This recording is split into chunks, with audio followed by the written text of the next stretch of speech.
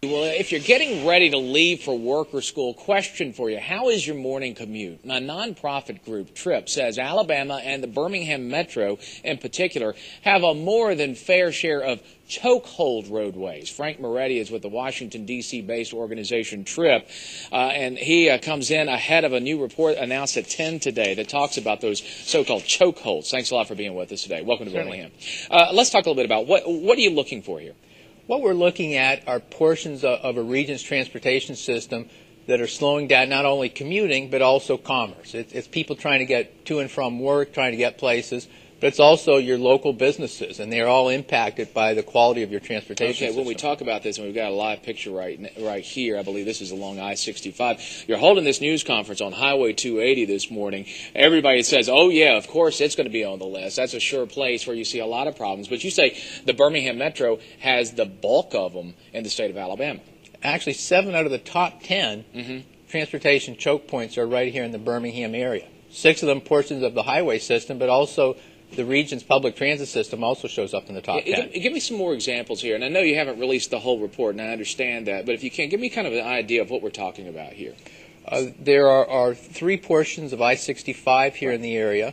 There's a portion of I-20 and also I-280. And also, as I mentioned, the region's transit system, which we found was inadequate for an area of this size. So it's sections of those major highways that are slowing people down significantly as they're, again, trying to get around town, but also having an impact on the businesses. Alabama's not the only location. I mean, you've been doing a number of surveys and research around the country talking about this basically costs motorists, costs taxpayers dollars when you have so-called inefficient locations or chokeholds in a community. Fair to say?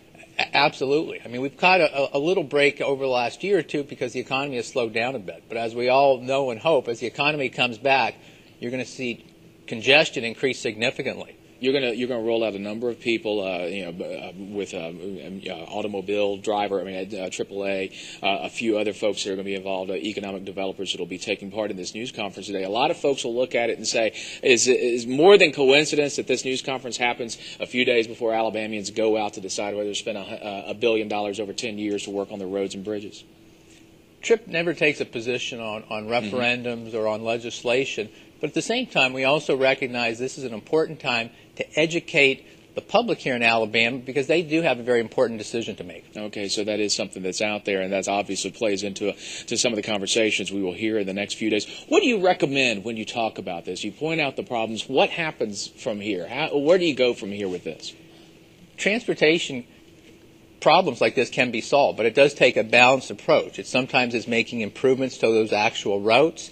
It's also making them work more efficiently, and also some of the actual use of the road and the use of ride sharing, all of those things. So by making improvements to the actual roads themselves, by making them work more efficiently, and also looking at how people travel, all of those together can go a long way to making it work, the system work a lot more efficiently.